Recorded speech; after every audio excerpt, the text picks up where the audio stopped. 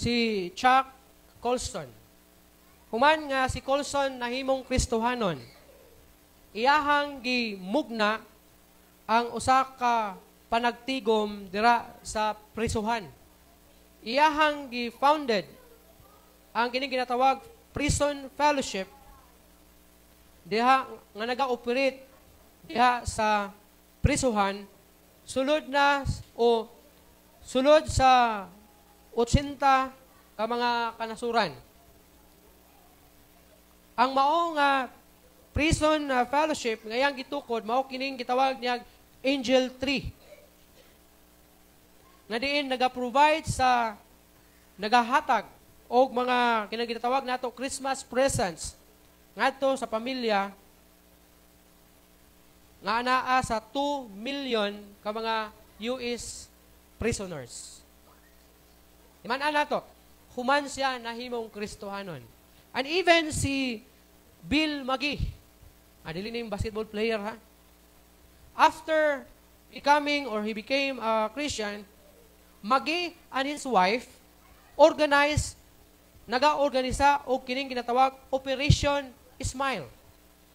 After he became a Christian, he and his wife organized Operation Smile, a program that travels to the places like Vietnam, the Philippines, Kenya, Russia, and the Middle East country to repair facial deformities. Unsa yang gitukod? Unsa yang gihimo? Nag-organize siya og usa ka Operation Smile. Usa ka programa nga diin suroy ngadto sa laing dapit sa kalibutan including Vietnam, Philippines, Kenya, Russia ug sa mga kanasuran dira sa Middle East aron sa pag-repair sa kining mga facial deformities. Unsa man facial deformities? For example, kanang bungi, kailan mong Tabo? Si Tabo. Usa ka baseball player man siguro siya. Si Tabo. Na nagtukod siya og usa ka specialist pasod dira sa may unahan sa may lanang sa may SM. Tabo. Tibokyo? Tibokyo. Tibokyo. Usa na siya ka baseball player si Peter kung wala ko masayop. Na human siya mahimong Kristohanon, iyahang gigahin ang iyahang kinabuhi diha sa pagtukod og mga organization, even kanang iyang gitukod na Table Cure, nagahatag sila dira og free nga para to, mga bungi, mga bali, mga anak, mga free. So kung mabali inyong liog, free na diha. Marisa. So free dira So inanapod ni sila ng mga tao. Human sila nahimong Kristohanon.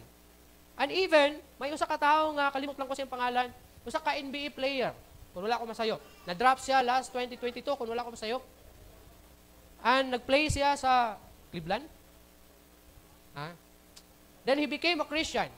Sa diha nga, mo-pirma na unta siya og kontrata sa ikatulo niya katuig sa NBA.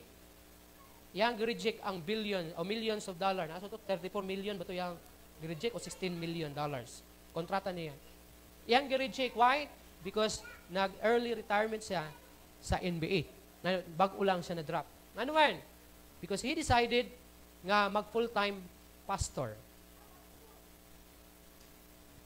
Kung ang uban siguro itong mga tao, binuang man na yan.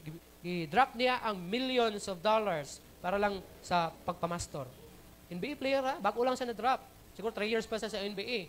And then, renew na unta siya o gi-offeran siya o 16 or 30 million ba ito siya. E di mabot siya kanang ultimo nga player. Ano gid siya? Nagid siya ay potential nga mahimong superstar pod sa NBA. Pero iyang gi-drop and nag-retire siya. And then, ang reason niya for his retirement is para mahimong usa ka full-time pastor sa ka full-time ministry. Tanawa. Can you imagine?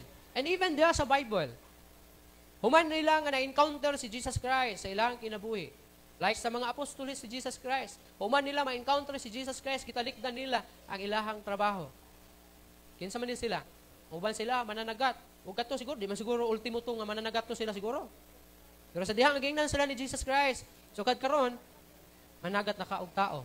Si Pedro ug ang iyang igsuon. Then diha gibiyaan nila lang sa kayan, ilahang pukot ug ang ilahang buksay o may kuyog sila kay Jesus Christ. And even Matthew, kinsa si Matthew, tax collector.